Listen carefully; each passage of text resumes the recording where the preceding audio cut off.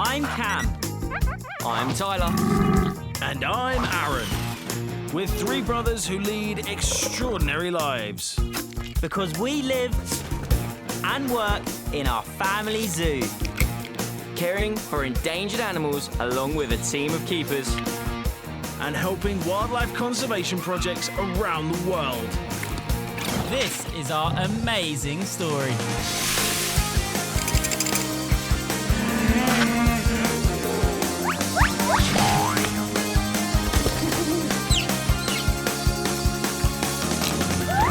This is 1Z3. The 1Z3 Zoo is just waking up. But at the start of the day, it's never quiet for long. And I'm not just talking about the animals. Quiet.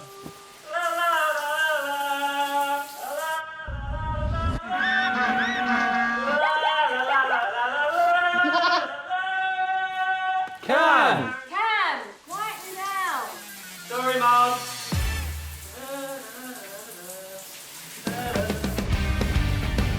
Cam singing might be unnecessary, but for animals, making noise can be really useful.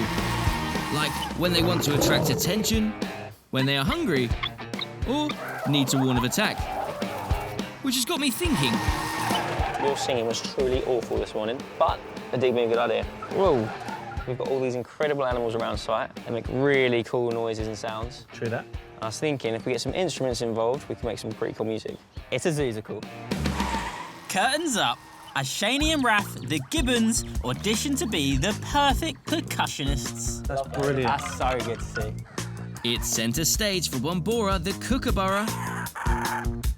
And Inka the jaguar cub is ready to bring the sound effects. You can really hear the crunch.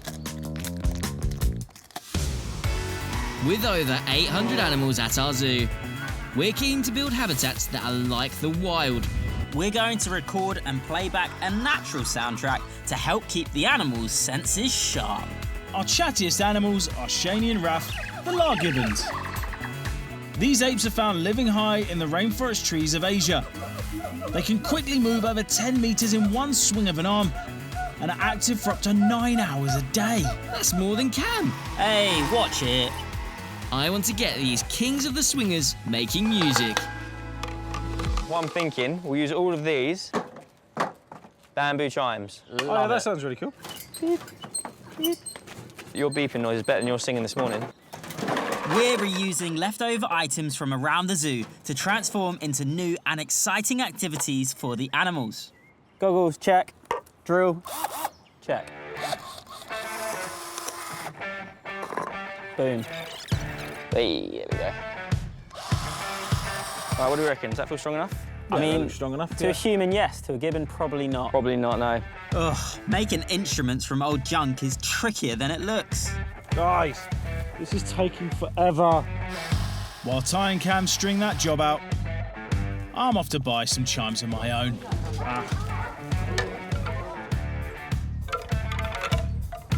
I'd have aged 5 years by the time we get this done. Eat your heart out, boys. Oh, you're such a cheat. What are you talking about? I've made this. I can still see the price on it. Keeping it real, it's back to the DIY for me and Cam. What have you done here? A bunny ears. That's how I tie my laces. Only took you another hour. It's bigger though. I was back. We'll see. With 2 sets of chimes to choose from, which will the Gibbons go for? While Shany and Raff are in the Gibbon house, let's safely get these set up, then see which chimes are a hit. So guys, I reckon if you put one on this rope at the front here, and then if you put one on the rope up the top there, that'd be great. Are you going to swing on it for us, test it out? I'll pass. Not too much. The Gibbons are looking intrigued. Is that gonna... Yeah, that'll do the job, won't it? Time for the first ZOOSICAL audition. But which chimes will Shany and Raff play? There you go. Bombing out. Look at them go. Just completely avoiding it. So far, it's their excited vocals that are stealing the show. Hey! Look at that. No way. What does it do? Look how he's interacting with it. That's brilliant. That's so good to see. Aaron's shop-bought chimes are a winner. But I'm still holding out hope for our handmade creation. Hey, now they're interacting with your one. I love how they're looking in the bamboo tubes. This is what makes enrichment so important when it comes to animal welfare, because it helps to keep them both mentally and physically stimulated and just generally curious and engaged throughout the day. This is actually amazing. I'm going to try and record it on my phone. Let's go.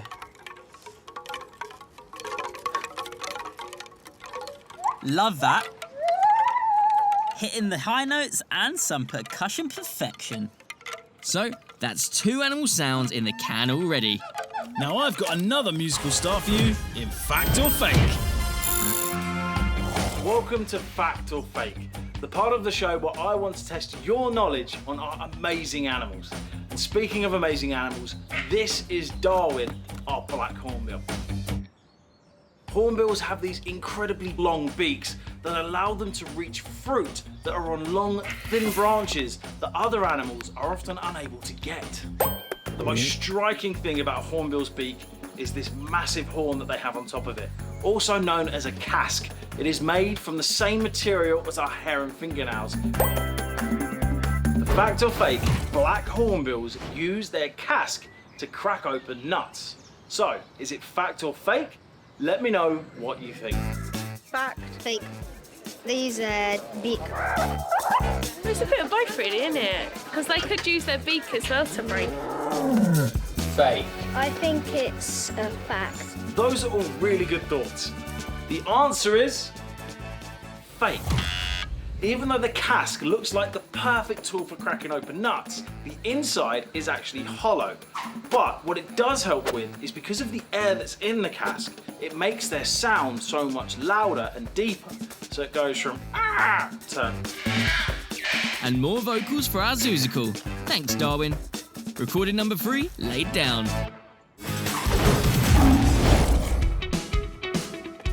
And now casting continues. With so many animals here at the zoo, there's tough competition when choosing the right squawk or cheep for our musical. Do this. Awesome. But Keeper Tom, the head of birds, has spotted a talent waiting in the wings. Bombura the Kookaburra is one of the noisiest birds at the zoo, showing off his vocals first thing every morning. He's awfully loud this morning. Before we can go for a Kookaburra cool recording, Tom's giving Bombura a routine health check. Hey. Hi guys, what are you up to? Hey Mum, we're literally just weighing Bombura the Kookaburra. Oh, he was very noisy this morning, but I have to say not as bad as your singing. Thanks. And how much did he weigh? So he was 320 grams. Perfect.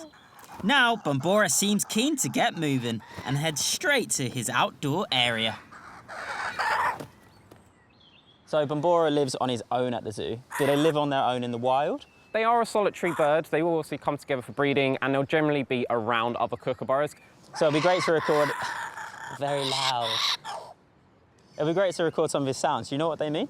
Yeah, so the one that he's been making at the moment, that's just his, like, hello. That's his chatty noise, asking, have you got anything for me? And then he has his typical really loud laughing noise, which is why he gets known as the Bushman's alarm clock, purely because they tend to do it really early hours of the morning. Can you demonstrate that laugh?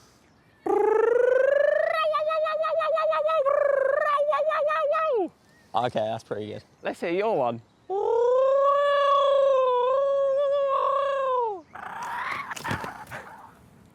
I'm out of here. Ah, of course. Bombura is distracted by a snacky snack. Mmm, yummy slug. He will hit it on the floor to make sure it's dead, and then he'll eat it. Perfectly demonstrated. Kookaburras come from eastern Australia, and their song often echoes through the eucalyptus forests. But will Bombura be able to sing on cue for me? Are you ready, Bombura?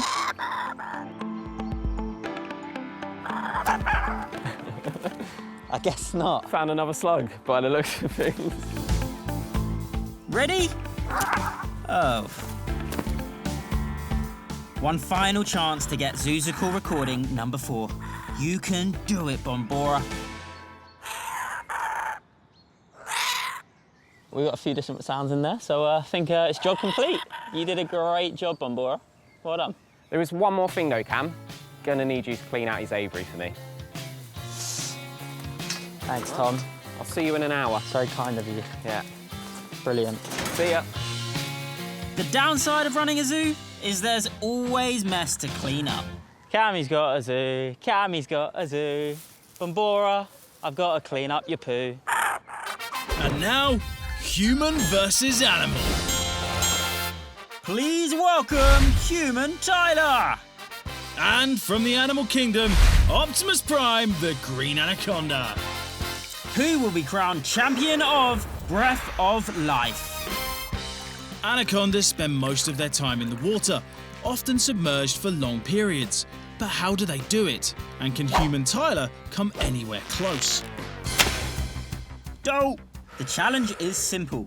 You hold your breath for as long as you can. Optimus Prime will be underwater, but Tyler won't be, as he doesn't want to ruin his hair. Well, yeah, I don't want to ruin my hair. Now for our first contender's vital statistics.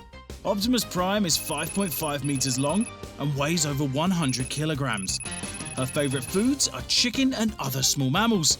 When she isn't spending her time holding her breath and swimming, she can be found basking on the riverbanks.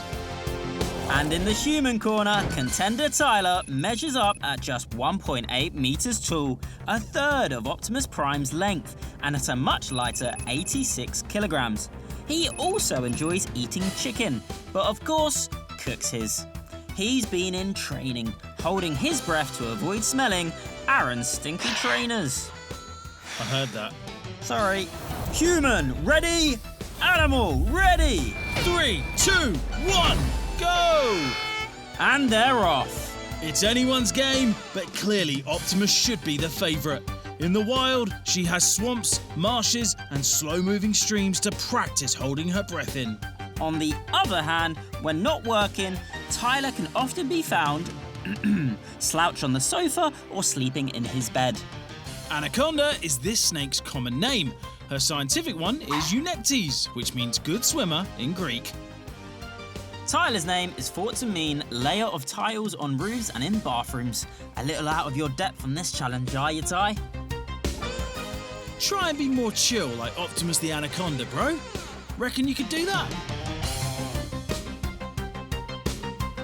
Optimus is only just getting started. And it's all over.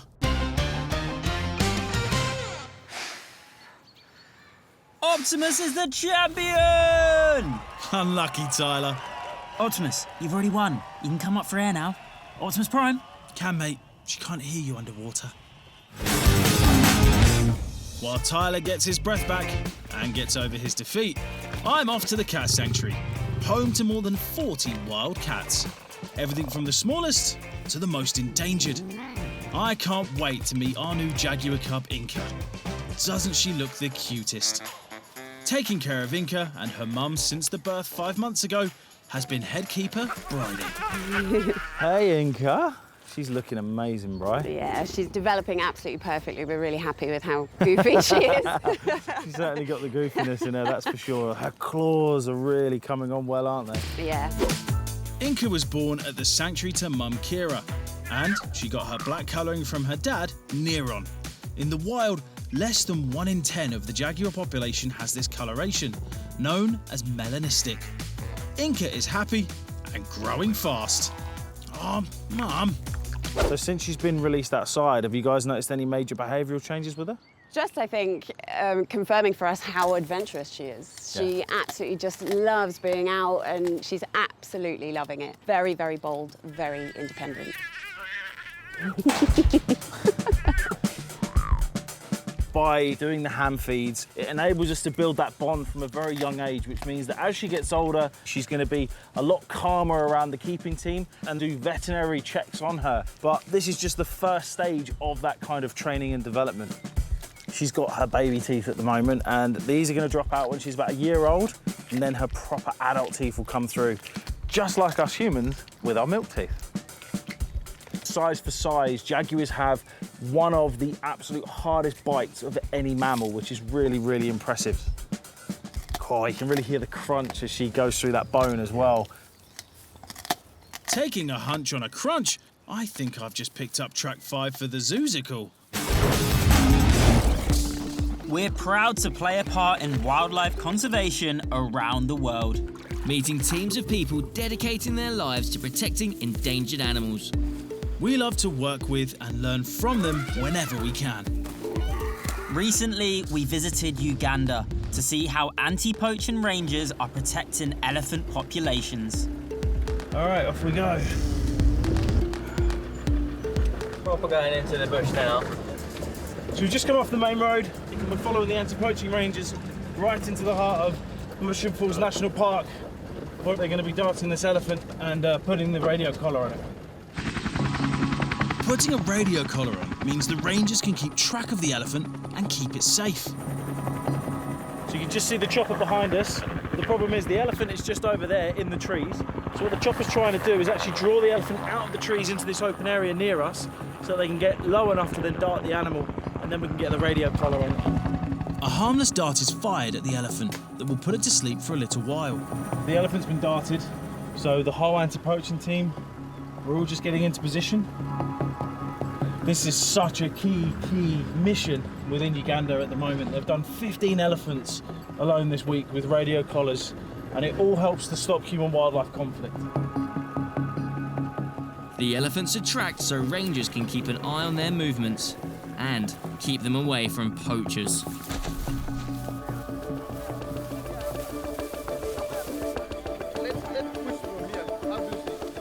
They're just checking sure the breathing, make sure the tongue's coming out so it doesn't swallow and choke on it. And they're going to try and fit the radio collar now. At the moment they're trying to find a way underneath the neck. The reason for this is so that they can get a better understanding of how elephant herds move around this national park. So by getting an understanding of how the elephants move around, it means they're going to be able to stop human-wildlife conflict in the future and actually keep these guys protected as well, which is obviously so key because Africa and the world needs elephants. With the collar safely fitted, it's now time for the elephant to wake up. So they've injected it with a reverse serum, so the elephant will slowly start basically gaining consciousness again.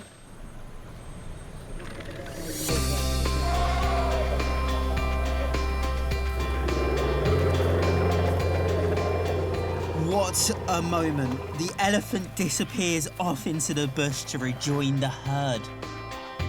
That was literally the most surreal experience I've ever encountered. To do it with my brothers, I'm absolutely speechless. And it's so rewarding to know that you're a part of such a bigger mission and a bigger aim, and it's all about conservation and saving wildlife, and that's why we're here at the end of the day. What a successful day, which keeps me hopeful for the future of all of our amazing elephants too.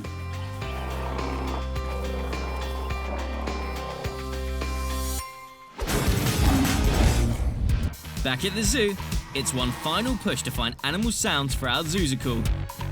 Hey Cam, what about giving the emus a try?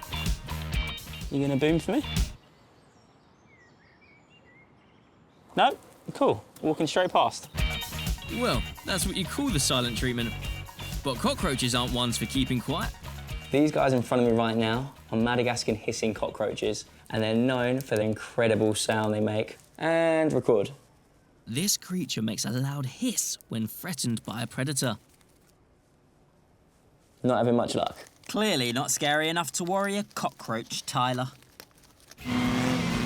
Next, I'm off to attempt a duet from Tim and Tam, our tapirs. They love hanging out in their pool and often make a clicking sound when socialising. So fingers crossed, we can get one on record.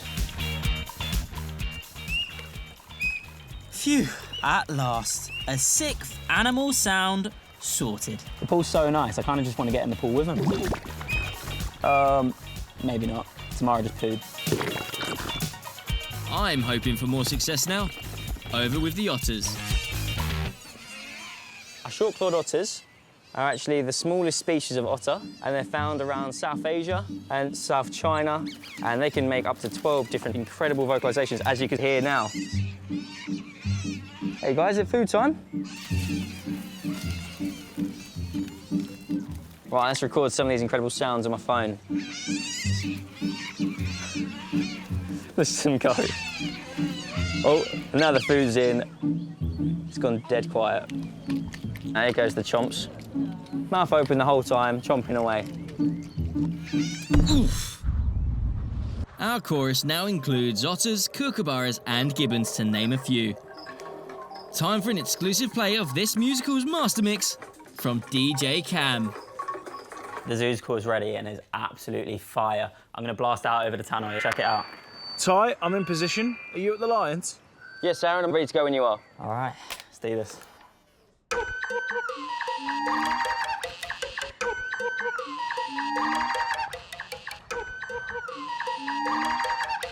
Yeah, Cam, this sounds good so far. Even Moto likes it.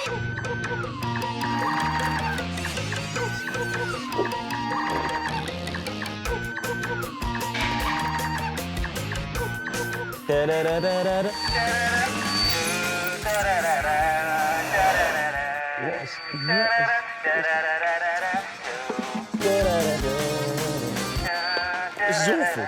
Oh no, it's scaring the animals. We've got to find a way to turn it on. Thick.